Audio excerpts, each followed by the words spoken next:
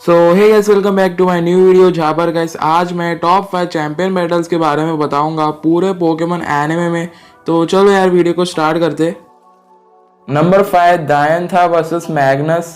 ये battle guys हुआ था पोकेमॉन XY सीरीज के एपिसोड 28 में, जिसमें कालोस की चैंपियन दायंथा बैटल करने वाली थी मैग्नस से, जो कि ब्रैगिश टाउन जो एक जगह है कालोस रीजन में, उसमें सबसे स्ट्रॉन्गेस्ट था मैग्नस। और इसलिए मैग्नस को ये अपॉर्चुनिटी दी गई थी एक एग्जीबिशन मैच खेलने की दायंथा के अगेंस्ट। दायंथा गाइस ये बैटल में यूज करती है उसके एस पोकेमॉन को, जो कि है गार्डेवॉर, और मैग्नस यूज करता है एब्जोल। अब अगर मैं बात करूँ इनके बैटल के बारे में, तो गाइस ये बैटल एकदम वन साइडेड बैटल था, क्योंकि मैग्नस का एब्जोल एक अटैक भी हिट नहीं कर पा रहा था दायंथा के गार्डेवॉर के अगेंस्ट, क्योंकि गाइस दायंथा की गार्डेवॉर कुछ ज़्यादा ही फास्ट थी, जिसकी वजह से एब्जोल को काफ़ी मुश्किल हो रही थी उस पर अटैक करने की। ऐसा लग रहा था कि जैसे जो गार्डेवॉर है वो टेलीपोर्ट ही मार रही है। लेकिन गाइस जो सबसे औसम बात मुझे ये बैटल में ये लगी थी वो ये थी कि दायंथा अपने आंखों की मदद से गार्डेवॉर को गाइड कर रही थी कि उसे कैसे, कहाँ और किधर डॉज करना है एब्जोल के अटैक्स को, जो कि मेरे हिसाब से काफ़ी मस्त था। क्योंकि यार कौन सा पोकेमॉन अपने ट्रेनर के आई कांटेक्ट से समझ जाता है कि वो क्या कहना चाहता है। मतलब गाइस आप समझ सकते हो कि गार्डेवॉर और दायंथा में कितना ज़्यादा ट्रस्ट होगा। और गाइस और एक बात इंटरेस्टिंग ये है कि हमें एपिसोड के स्टार्टिंग में रिवील करा दिया था कि दायंथा के पास एक की स्टोन और एक गार्डेवॉराइट है, जिससे वो अपने गार्डेवॉर को मेगा इवॉल्व कर सकती है। लेकिन गाइस दायंथा के गार्डेवॉर ने इस बैटल में बिना मेगा एवोल्यूशन के बावजूद मैग्नस के एब्जोल को सिर्फ और सिर्फ 2 ही मूव से हरा दिया, वो भी बिना डैमेज खाए। तो यार मतलब आप समझ सकते हो कि दायंथा भी कितनी पावरफुल चैंपियन है। Number 4 older versus trip. अब गाइस ऑल्डर और ट्रिप का जो बैटल था ये हुआ था Pokemon black and white series के एपिसोड 93 में, जो कि काफ़ी इंटरेस्टिंग मैच था, क्योंकि हमें इसमें ऑल्डर कितना स्ट्रॉन्ग ओपोनेंट है वो पता चला था। बैटल गाइस स्टार्ट होता है ट्रिप के सरपीरिया से, जहाँ पर वो सोलर बीम यूज़ करता है ऑल्डर के बूफलान के अगेंस्ट, जिसमें गाइस जो बूफलांड है वो सर्बीरिया के सोलर बीम को अब्जॉर्ब कर लेता है, क्योंकि बूफलांड के पास होता है सैप सीपर एबिलिटी, जिससे वो कोई भी ग्रास टाइप मूव को अब्जॉर्ब कर सकता है, जिससे उसका अटैक स्टेट एक स्टेज बढ़ भी जाता है। फिर गाइस सर्बीरियर यूज़ करता है ड्रैगन टेल, जो बूफलांड के सर पे डायरेक्ट हिट लगता है। लेकिन गाइस उसके बावजूद बूफलांड को कुछ नहीं होता। ऐसा लगा कि जो बूफलांट है उस पर ड्रैगन टेल का कोई असर ही नहीं हुआ। लेकिन गाइस फिर ट्रिप ने यूज करी स्ट्रैटेजी, जिसमें सबसे पहले उसने अपने सर्बीरियर को लियर अटैक करने बोला, जिससे बूफलांट की डिफेंस एक स्टेज कम हो गई। फिर गाइस ट्रिप अपने सर्बीरियर को ड्रैगन टेल मूव यूज करने बोलता है, लेकिन गाइस इस बार सर्बीरियर ने ड्रैगन टेल बूफलांट के सर के बजाय उसके लोअर पार्ट पर अटैक किया, जो कि बूफलांट का वीक स्पॉट है, जिसकी वजह से बूफलांट को काफ़ी अच्छा डैमेज पड़ता है और वो हवा में भी उड़ जाता है। लेकिन गैस इतनी मस्त स्ट्रैटेजी के बावजूद बूफलांट को अब भी कुछ नहीं होता। और फिर गैस यहीं पर ऑल्डर अपने बूफलांट को हेड चार्ज अटैक करने बोलता है, जिसमें गैस बूफलांट एक ही अटैक में सर्पीरियर को फेंट कर देता है और ट्रिप मैच यहीं पर हार जाता है। अब गैस ये मैच इतनी इंटरेस्टिंग इसलिए थी क्योंकि ट्रिप के सर्पीरियर ने जितने भी अटैक्स किए ऑल्डर के बूफलांट पे, वो सब से बूफलांट को कुछ ज़्यादा डैमेज नहीं पड़ रहा था। अब ऐसा नहीं है कि ट्रिप का सर्पीरियर काफ़ी कमज़ोर है, ऐसा बिल्कुल नहीं है। उसका सर्पीरियर एक्चुअली में काफ़ी स्ट्रॉन्ग है। इनफैक्ट ऑल्डर ने खुद मैच में ये कहा था कि जब सर्पीरियर ने बूफलांट को ड्रैगन टेल मार दिया था लोअर पार्ट पे, ऑल्डर ने उसी टाइम ऐसा कहा था कि अगर बूफलांट के अलावा अगर और कोई पोकेमॉन होता तो वो आराम से उसी टाइम फेंट हो जाता। लेकिन गैस क्योंकि ट्रिप एक चैंपियन से बैटल कर रहा है, इसीलिए उसे और स्ट्रांग होना पड़ेगा, जिससे पता चलता है कि जो चैंपियंस होते हैं वो कितने अलग लेवल पे होते हैं और कितना ज़्यादा स्ट्रांग होते हैं। और ऑल्डर भी कितना स्ट्रांग है वो हमें ये बैटल से पता चलता है, भले ही वो कुछ बैटल्स में सो जाता हो। Number 3 Leon versus Lance. अब गैस लियोन और लैंस का जो बैटल है वो मेरे हिसाब से आप सब ने देखा होगा, अगर आपने पोकेमॉन जर्नी सीरीज का एपिसोड 12 देखा हो।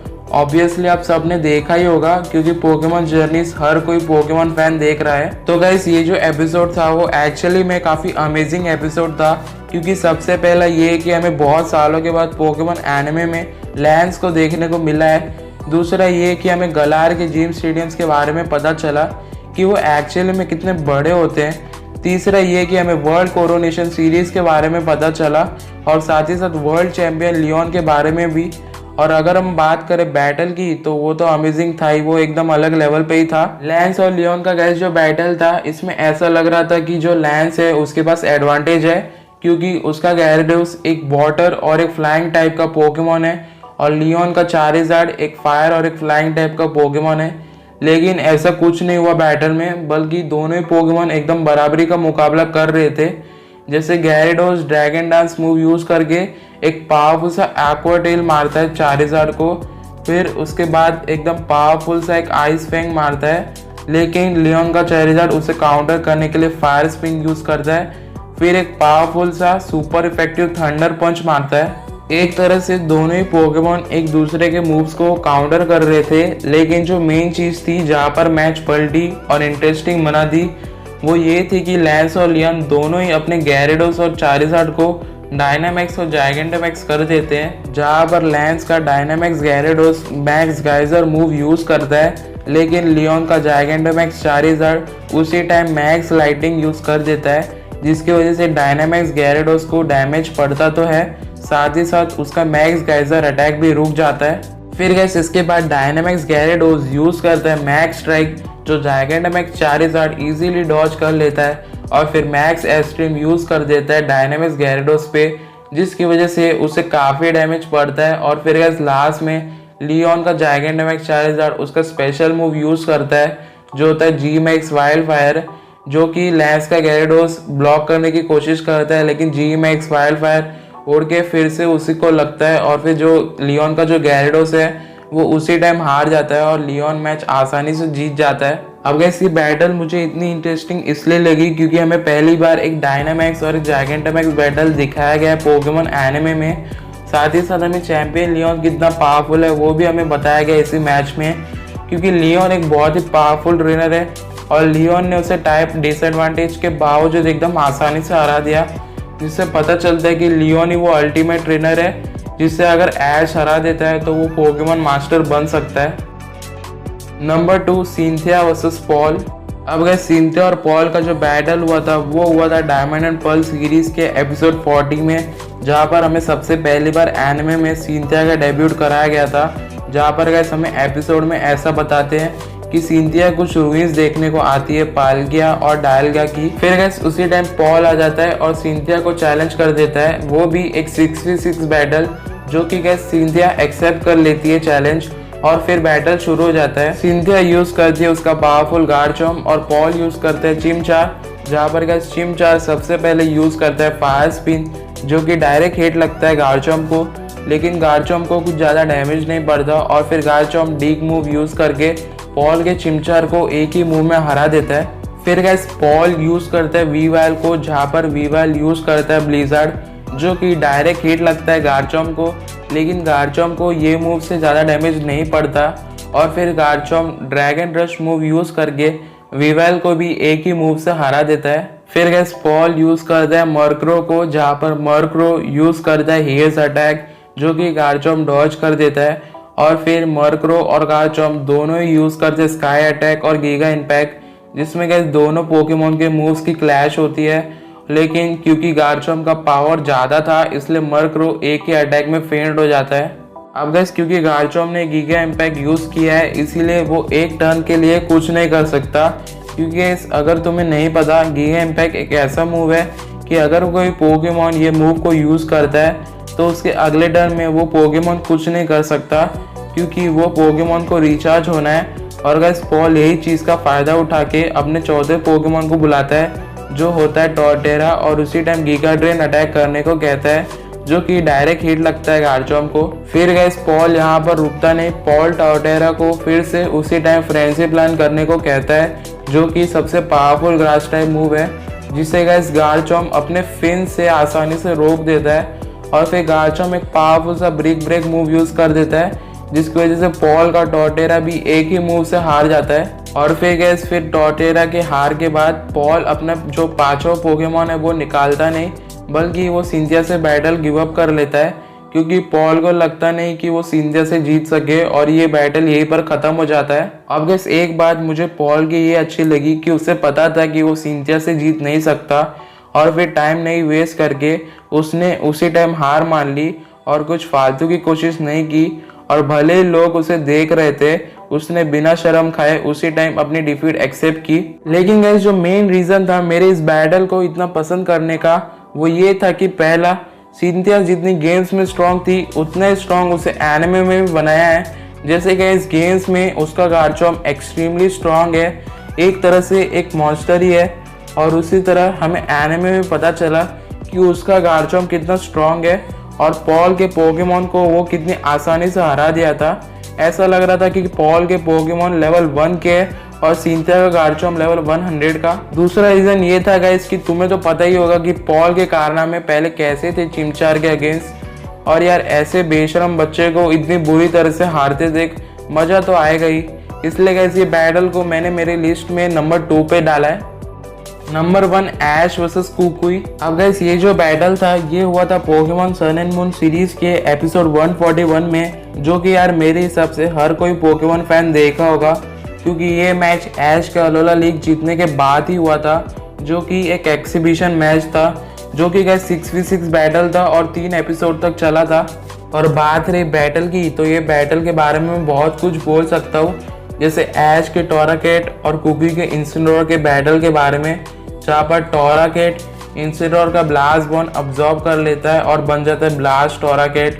फिर ऐश और कुकी दोनों अपना जी मूव्स यूज़ करते हैं, दोनों मूव्स क्लैश होते हैं, लेकिन बाद में टोराकेट आखिरी में रिवेंज मूव यूज़ करके उसके पावरफुल राइवल इंसिडोर को हरा देता है और फिर इवॉल्व भी हो जाता है, लेकिन बाद में ज़्यादा एनर्जी यूज़ करने की वजह से वो भी फेंट हो जाता है। और अगर हम बात करें ऐश के दूसरे पोकेमॉन्स के बारे में तो सबसे पहले हम बात करते हैं लाइकेनरॉक की, जो थोड़ा सा वीक पड़ गया था कुकी के ब्रेवियरी के अगेंस्ट। लेकिन कोई बात नहीं, उसने ऐश को अलोला लीग जीता है इसलिए चलता है। और वैसे भी बाद में रावलेट ने आके एकदम आसानी से ब्रेवियरी को हरा दिया था इसलिए चलता है। और इस मेलमेटल ने भी काफ़ी अच्छी बैटल लड़ी थी कुकी के एम्पोलियन से, बस वो कुकी के इंसिडोर से टाइप डिसएडवांटेज की वजह से जीत नहीं पाया। फिर गैस हम ऐश के नागानाडल को भी कैसे भूल सकते हैं, जहाँ पर ये एकदम सही टाइम पे रिटर्न किया, जो कि पोईपोल से इवॉल्व हो गया था, जहाँ पर ऐश को 6 पोकेमॉन की ज़रूरत थी और ये बैटल में भी काफ़ी मदद किया कुकी के लुकारियो के अगेंस्ट। लेकिन गैस जहाँ पर मुझे नहीं, मेरे हिसाब से सारे पोकेमॉन फैंस को मज़ा आया वो था टापू कोको का जुड़ना इस बैटल में, जहाँ पर ये सबसे पहले बैटल करता है ऐश के नागानाडल से, जिसमें नागानाडल काफ़ी अच्छी टक्कर देता है।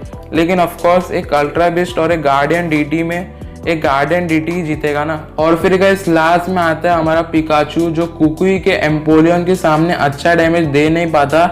लेकिन लास्ट बैटल जो था टापू कोको के अगेंस्ट, वो one of the best battles था ऐश के पिकाचू का, क्योंकि एक छोटा सा पिकाचू एक लेजेंडरी पोकेमॉन टापू कोको से लड़ रहा है, जो एक पूरी आइलैंड की रक्षा करता है, जिससे वो एकदम टक्कर का मुकाबला कर रहा है, जिसके अटैक्स भी हिट हो रहे हैं, जो कि टापू कोको को नहीं लगते थे पहले जब ऐश और पिकाचू टापू कोको से पहली बार मिले थे।